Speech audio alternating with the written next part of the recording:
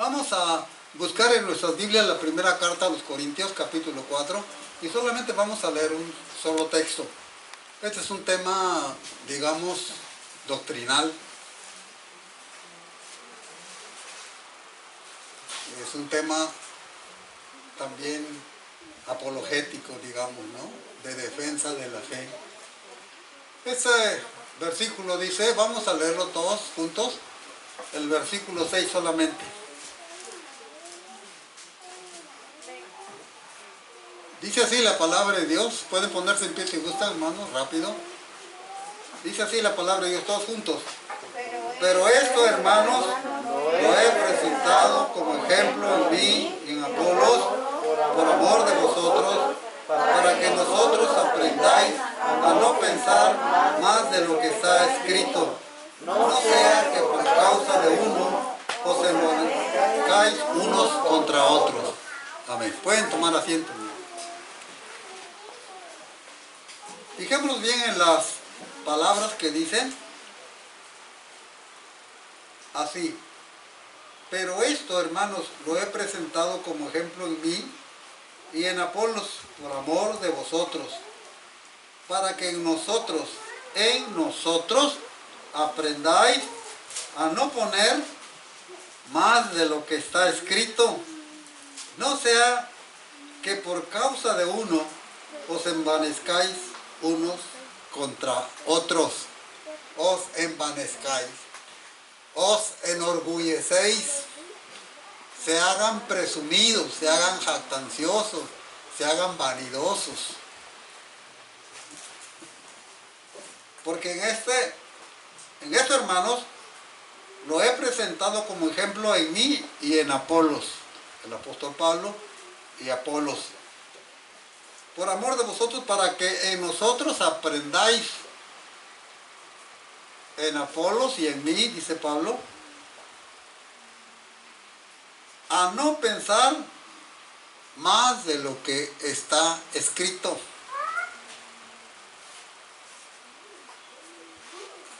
No sea que por causa de uno os envanezcáis unos contra otros.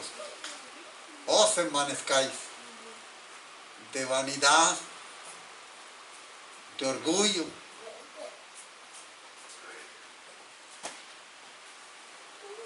El centro de todo esto es cuando dice no pensar más de lo que está escrito. En estas palabras pretenden sustentarse los de la religión popular, los de la secta más grande, llamada Iglesia Católica, Apostólica y Romana, que de apostólica no creo que tenga algo, pero de romana sí tiene mucho. Ellos dicen que estas palabras no están hablando, no están enseñando de lo que se conoce como la sola escritura. Así lo dice en un video una persona llamada José Plasencia, llamado su video Respuestas y Preguntas.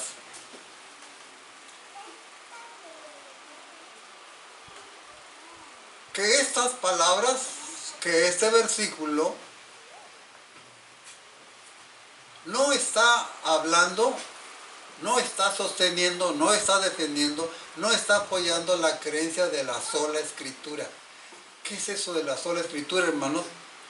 Nosotros, os diría, los verdaderos evangélicos, creemos en la sola escritura, en la sola palabra de Dios, en la sola la Biblia, como base de nuestra fe, de nuestra creencia, de nuestra práctica. No así la Iglesia Católica Romana. Ella cree, ciertamente dice que creen en la Biblia como la palabra de Dios, más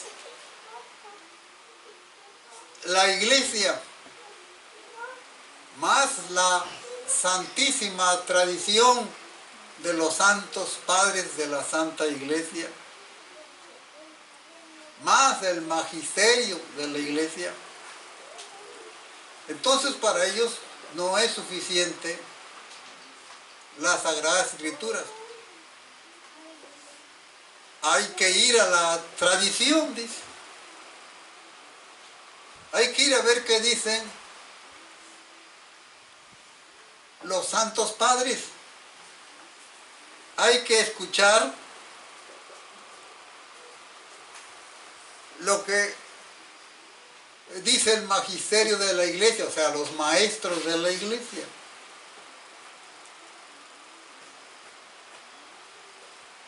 Hay que tomar en cuenta,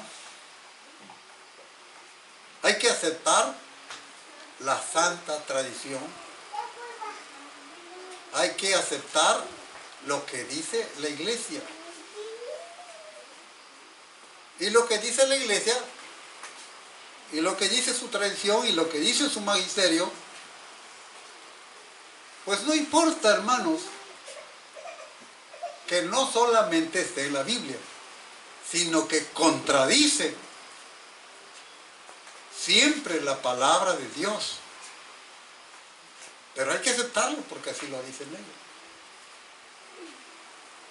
Nosotros creemos en la sola Escritura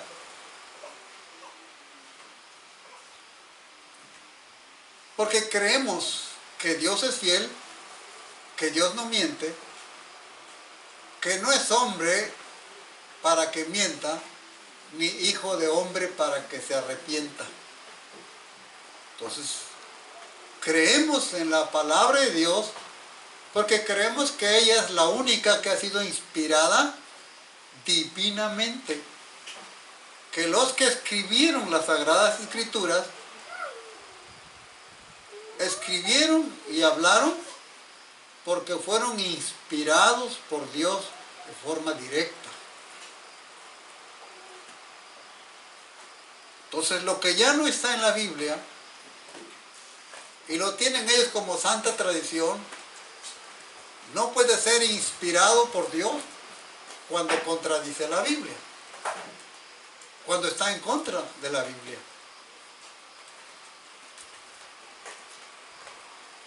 En este capítulo veremos más adelante cómo Pablo, como en toda la carta de Corintios, reprende a la iglesia de los Corintios.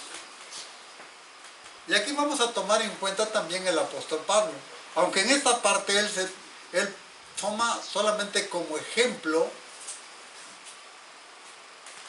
a Apolos y a él mismo. Pero como esto está en un contexto, está relacionado con el problema de la iglesia de Corinto y con 4 personajes.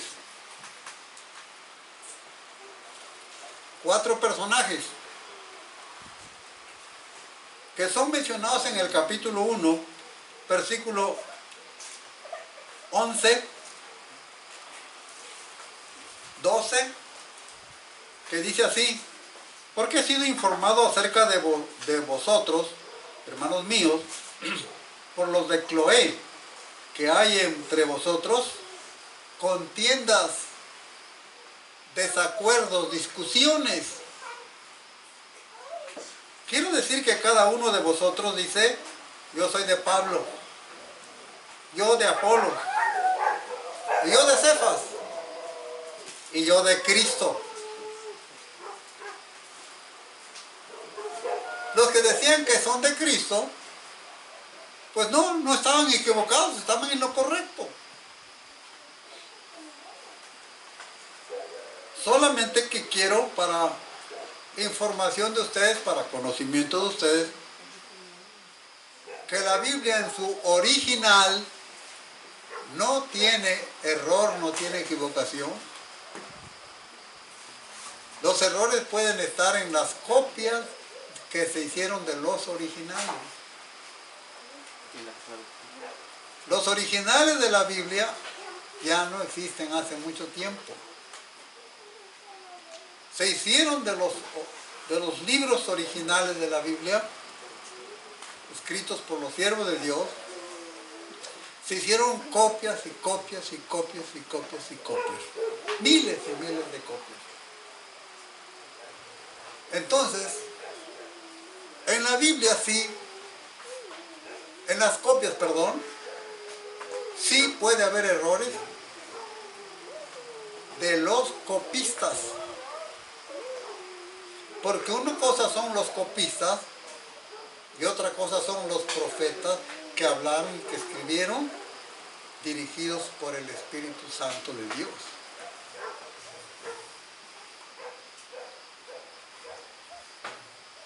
Y esta expresión que dice, y yo de Cristo, se dice por los conocedores que es un error del copista. Pongan atención, el que estaba copiando. Es un error del copista. Por una letra. En vez de poner P, puso T. Esto es que él debía de escribir Crispo, y no escribió Crispo, sino escribió Cristo. Por eso no vamos a mencionar mucho sobre la expresión y yo de Cristo. Hecha esta aclaración, sí vamos a hablar por qué Pablo dice, quiero decir que cada uno de vosotros dice, yo soy de Pablo, yo de Apolo y yo de Cefas. ¿Está acaso dividido Cristo?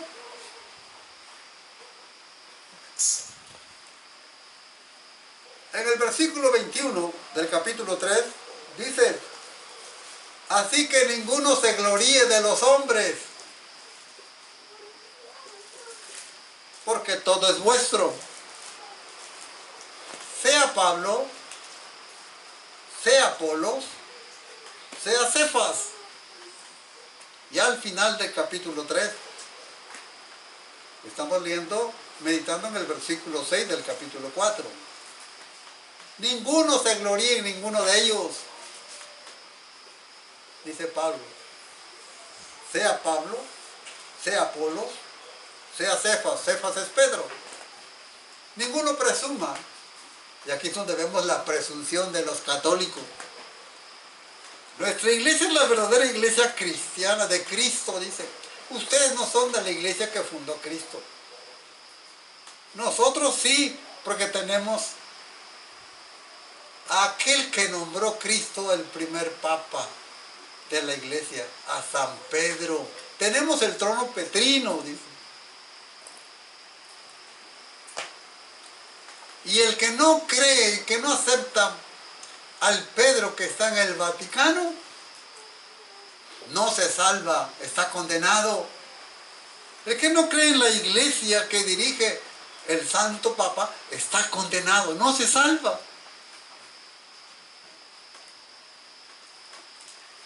Y se enorgullecen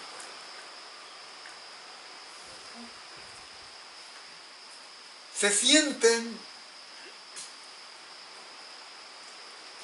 los escogidos, los privilegiados, porque tienen a Pedro y además tienen a María con ellos, porque María anduvo con los apóstoles. Pero el asunto aquí es de Pedro. Como ustedes, los hermanos separados, dicen ahora, ¿no?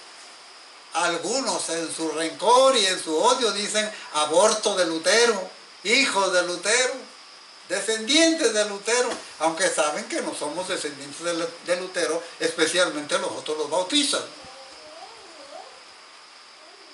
Pero dicen eso porque quieren defender lo indefendible. Pablo dice en el versículo 21 del capítulo 3, Así que ninguno se gloríe en los hombres, porque todo es vuestro. Así sea Pablo, sea Apolos. ¿Quién era Apolos? Voy a hacer la aclaración, hermano. Apolos es un hombre que se convirtió a Cristo y andaba predicando. Y dice que era un hombre poderoso en las Escrituras, dice el libro de los Hechos. Era un hombre elocuente. ¿Saben qué es un hombre? ¿Saben qué es una persona que es elocuente? Es aquella persona que habla bonito, rápido. No se le atora la palabra en la boca. Es ágil de mente y ágil de palabra. No es como yo. No. Tiene un lenguaje florido, dicen. Elegante. Impactante. Convencedor. Bonito para hablar. Tal vez su discurso era más hermoso en cierta manera que la de los apóstoles. Pero cuando Priscila y Aquila, un matrimonio, lo oyeron, dice que lo llevaron aparte y le explicaron más correctamente el Evangelio de Cristo. Y se convirtió entonces en un gran predicador y un buen predicador del Evangelio de Jesucristo. Porque un matrimonio, Priscila y Aquila, le explicaron el Evangelio de Jesucristo. Ese era Apolos.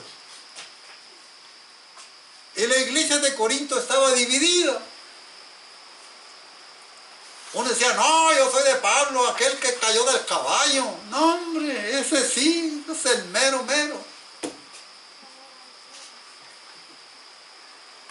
Otros decían, no, yo soy de Crispo. Otros decían, no, yo soy de Pedro. A lo mejor ya en ese tiempo ya había algunos que pensaban que Pedro iba a ser el Papa. Y decían, no, nosotros creemos en Pedro. Yo soy de Pedro porque él es el que dejó Cristo para el jefe de la Iglesia Universal. Estaban poniendo arriba a los hombres.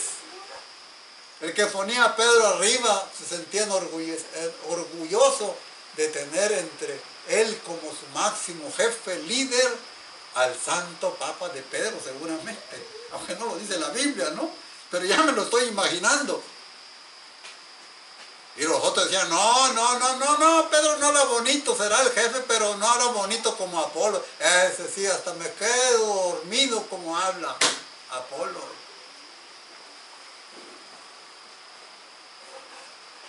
Orgullosos, se enorgullecían.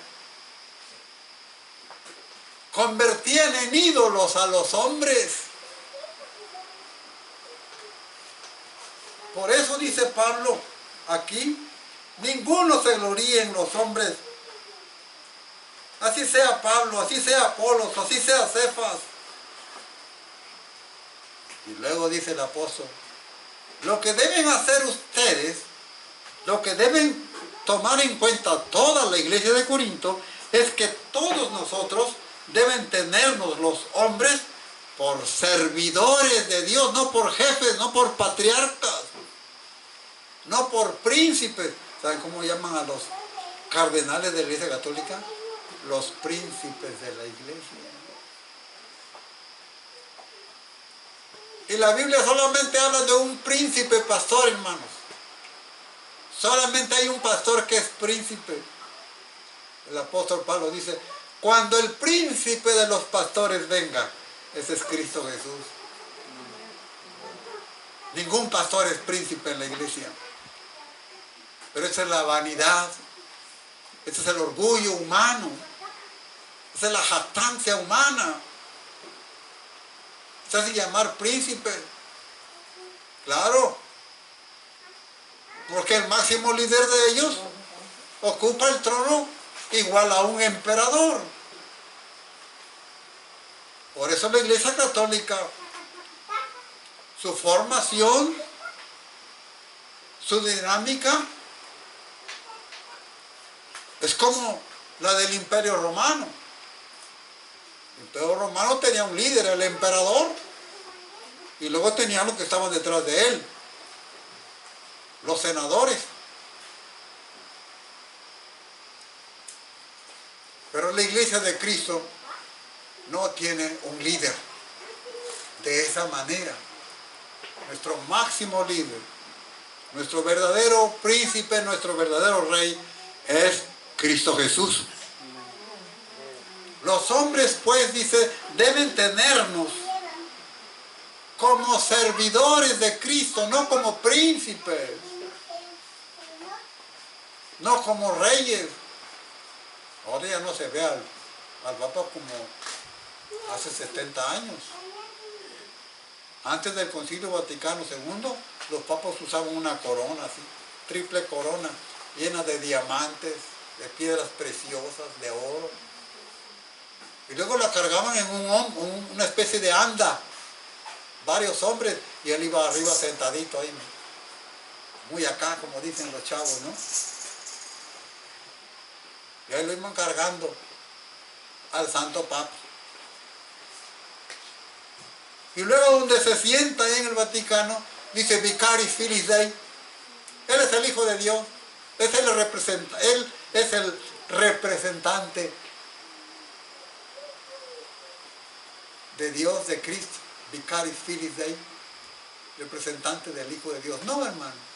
El representante de Dios, de Cristo, es el Espíritu Santo. Lo dice el Evangelio de Juan en el capítulo 14. Ninguno se gloría en los hombres, sea Pablo, sea Apolo, sea Cefas. Los hombres no deben tenernos a nosotros por príncipes, por reyes, sino deben tenernos por servidores, por administradores de los misterios de Dios. Administrador es un hombre que maneja una empresa, sea chica o sea grande. Es un trabajador de un patrón que tiene una empresa.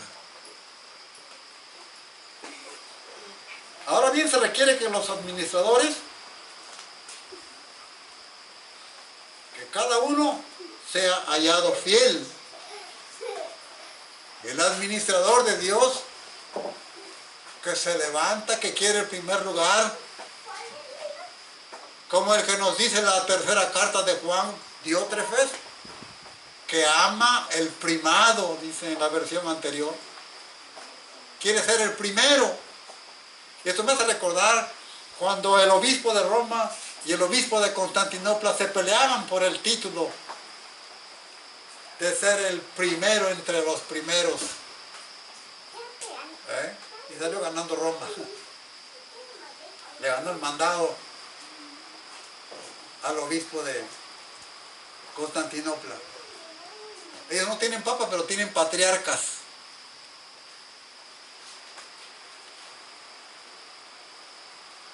Dice,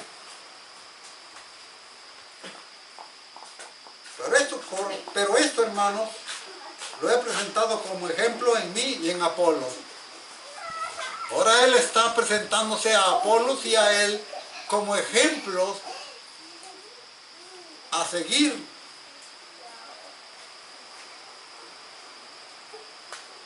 En el cual vosotros,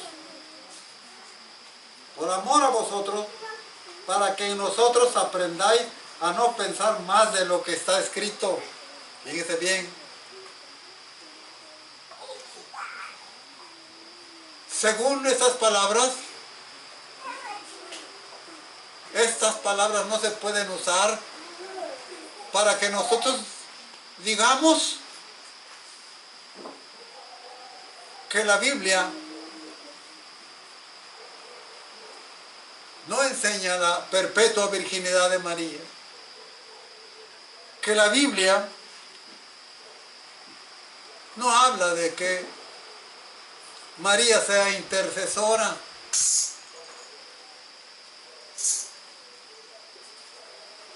No podemos decir que María es cooperadora, corredentora con Cristo. No podemos hablar en contra de la asunción de María, que María fue asunta al cielo, porque no está escrito. Porque eso viene de la santa tradición.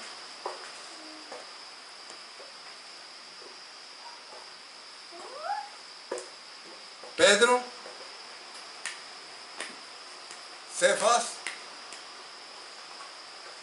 y Apolos son administradores, son siervos de Dios, pero resulta que sí podemos hablar, hermano. Resulta que sí podemos hablar de eso, porque según ellos dicen que está hablando Pablo aquí solamente con relación a ellos. En cierta medida sí, en cierta medida no, porque esto dentro del mismo contexto está lo de Pedro en el capítulo 1. Porque Pedro era un apóstol del cual cierto grupo de la iglesia de Corinto estaba enorgullecido, era su máximo líder espiritual. Quién sabe si no ya era su príncipe en lo particular. Pero dice, resulta que estas palabras del apóstol Pablo, en este capítulo, tiene otras palabras que nos autorizan a hablar en contra de aquello que no está escrito de Pablo y de Apolos. Esto es el versículo 16 y 17 de este capítulo 4 que dice, por tanto, os ruego que me imitéis. Pablo, atrás de estos versículos, está hablando a los corintios, está enseñando a los corintios cómo deben ser como cristianos, que no deben ser insensatos, que deben ser prudentes en Cristo Jesús, que deben padecer como Pablo padece hambre, sed, persecución, cansancio, ser ofendido, ser maldecido por los hombres, padecer persecución, ser difamado. Pablo les está diciendo lo que él es por Cristo y que así debemos ser todos, dice el apóstol Pablo, si es que llega la ocasión. Pero también les dice, por tanto, os ruego que me imitéis.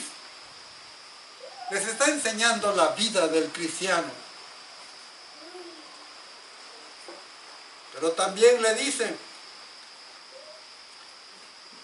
por esto mismo os he enviado a Timoteo, que es mi hijo amado, versículo 17, fiel en el Señor, el cual os recordará mi proceder en Cristo, de la manera que enseño en todas partes y en todas las iglesias.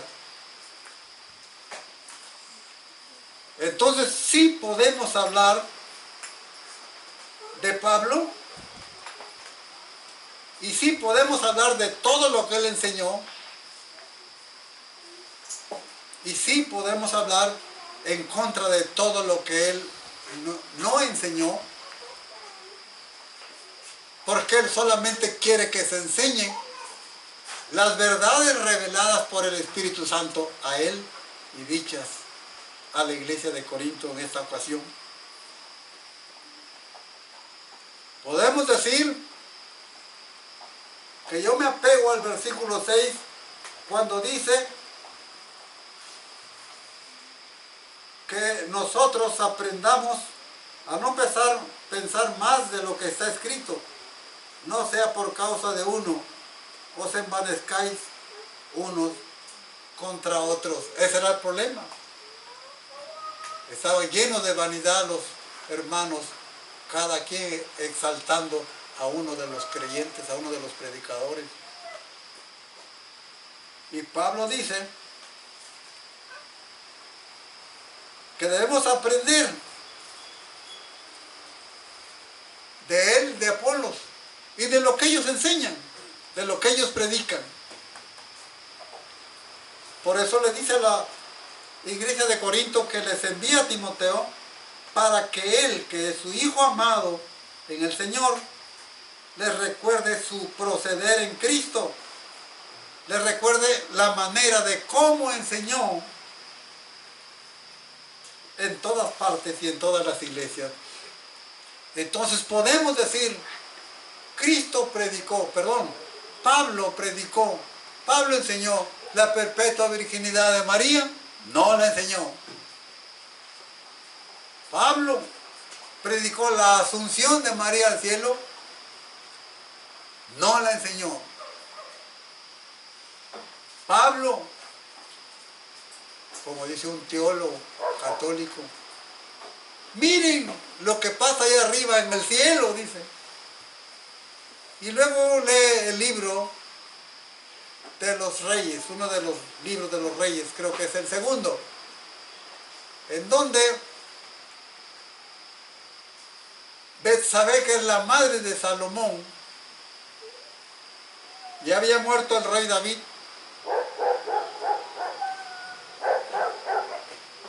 pero cuando David ya estaba bien viejito, ya casi muerto en vida, ¿no? Ya lo tenían que levantar, lo tenían que acostar, lo cubrían con ropas para que tuviera calor su cuerpo.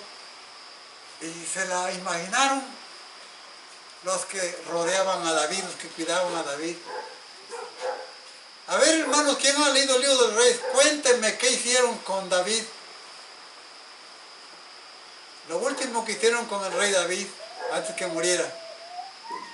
Los que se preocupaban porque tuviera calor su cuerpo. A ver, ¿qué no leen la Biblia, hermano? ¿No han leído el libro de los reyes? ¿No lo has leído? ¿A poco las 24 horas del día cuidas chivo todo este? ¿Cómo? ¿En la noche también? ¿Cuidas chivo? No, no lo creo. ¿Quién ha leído el libro de los reyes? Pusieron una mujer, creo que para que le diera calor. Ah, la hermana sí lee la Biblia para que vean, hermano. Una señorita. Le buscaron a una joven mujer. Dice la Biblia que no había conocido varón. ¿Cuántos me entienden? Levanten la mano para que no lo tengan que explicar, hermano. Ah, hermano Eva, dijo, hermano. Lara, Jaime Lara, él sí sabe, entonces él se va a encargar de explicar a la hermana Eva, porque creo que la hermana no sabe qué es eso. Y así cada uno le va a explicar a los hermanos.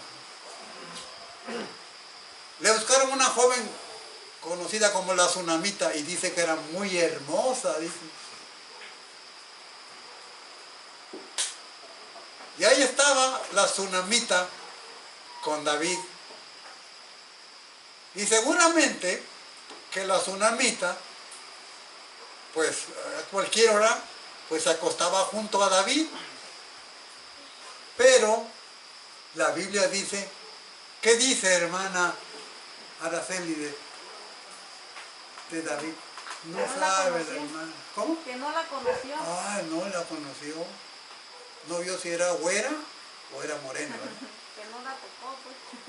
Ah, bueno. Entonces sí me están entendiendo, sí entienden, hermano. Pero David dice, no la conoció. O sea, no tuvo que ver nada con ella como mujer.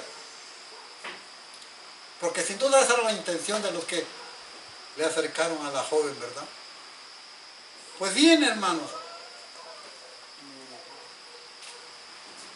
Cuando ya murió David, se hizo Salomón rey del pueblo de Israel. Y entonces vino el hijo que se levantó en contra de David, no me acuerdo ahorita el nombre, Abisaí creo que se llamaba. Quiso ser rey, pero Dios no había dicho que fuera él, sino Salomón. Entonces Salomón se hizo rey y Abisaí, no logró su propósito. Ah, pero la tsunamita era una joven muy guapa, hermano, muy bonita. Oh, tal vez era algo así como Miss Universo, ¿verdad? Y entonces Abisaí fue a hablar con la mamá de Salomón y le dijo, dile al rey que me dé a la tsunamita como mujer. Y luego dice que fue Betsabé a ver a su hijo Salomón. Y miren lo que dice un teólogo ex-pentecostal que se volvió católico y ahora es un predicador en la televisión y sale. ¿Saben qué dice? Miren lo que pasa en el cielo, dice. Y habla de Betsabé cuando va a hablar a Salomón y le traen una silla y se sienta Betsabé. Eso pasa en el cielo, dice, con María y Jesús. Y ahí nomás se quedó, pero no sigue leyendo más adelante ni le avisa a la gente lo que sigue más adelante. La respuesta de Salomón a su madre no la dice, porque Salomón, cuando oye esa petición, le dijo a su madre, de una vez pídeme el reino, él es mi hermano mayor, dice.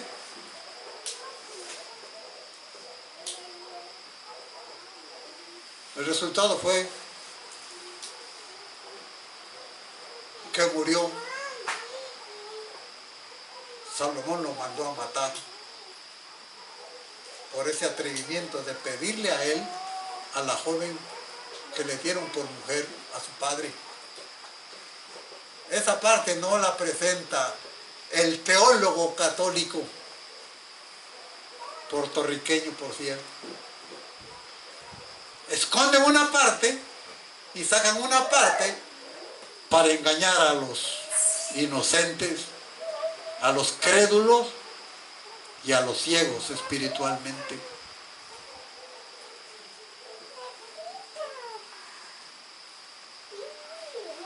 Por lo tanto, sí podemos decir que solamente vamos a creer en lo que está escrito de Pablo y de Apolos y también de Pedro. Porque él está hablando de este problema que hubo en la iglesia de que los estaban exaltando a ellos. Entonces, vamos a creer en lo que ellos enseñaron. Por ejemplo, Pedro, el que dicen que fue el primer papa, cuando fue a ver a Cornelio en el libro de los Hechos, cuando Pedro salió y lo recibió, se hincó delante de Pedro y Pedro le dijo, levántate, yo mismo soy hombre, le dijo. ¿Por qué no aprendemos eso de Pedro? ¿Por qué no le dicen eso de Pedro a la humanidad? No, lo esconden, lo encubren, porque a ellos no les importa la verdad de la palabra de Dios. A ellos les importa satisfacer el orgullo y la vanidad, el pecado que lleva al infierno a los hombres. Sí podemos hablar que solamente en Cristo hay salvación. Ellos dicen que el quien no cree en Pedro no se salva. El que no está en la Iglesia Católica no se salva. ¿Enseñó eso el apóstol Pablo? No lo enseñó, y como no se escribió, no puedo creer en eso, porque Pablo no lo escribió. De Pablo no se habla que él haya predicado eso. ¿Cuántos han entendido el mensaje, hermano? Levanten la mano.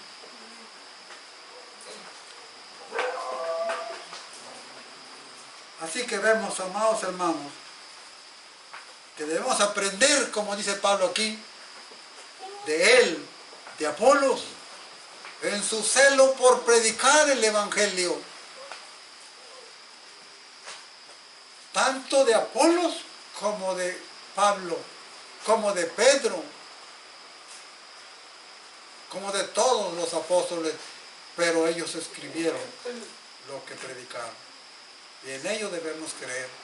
Lo que no está en la Biblia, aunque ellos digan que aquí no habla de sola escritura, la Biblia no hay un versículo que diga solo la escritura, pero sí enseña, nos enseña que debemos creer solo en la palabra de Dios.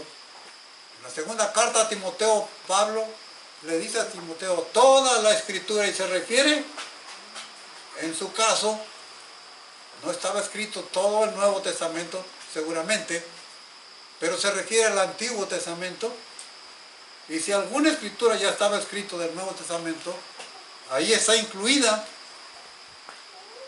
en las palabras de Pablo cuando dice, toda la escritura es inspirada divinamente. Por lo tanto, es correcta para dirigir nuestra vida. Vamos a leerlo. Segunda carta a Timoteo. Toda la escritura, dice aquí, es inspirada por Dios y útil para enseñar, para redarguir, para corregir, para instruir en justicia, a fin de que el hombre de Dios sea perfecto y enteramente preparado para toda buena obra. ¿Para qué queremos más? ¿Para qué queremos la llamada santa tradición de la Iglesia Católica? ¿Para qué queremos el magisterio que engaña, que miente a los hombres? ¿Para qué? Si el apóstol Pablo nos dice que la escritura es suficiente, ¿para qué queremos más, hermano? Ciertamente no está mal instruirse. Yo leo de todo. Yo leo de todo. Tengo libros católicos en la casa. Tengo encíclicas papales en la casa. Los leo para conocer lo que ellos piensan. Pero todo hay que juzgarlo a través del lente que se llama la Biblia. La Sagrada Escritura es útil para enseñar, para redarguir, para corregir y para instruir en justicia. Que el Señor les bendiga, hermanos.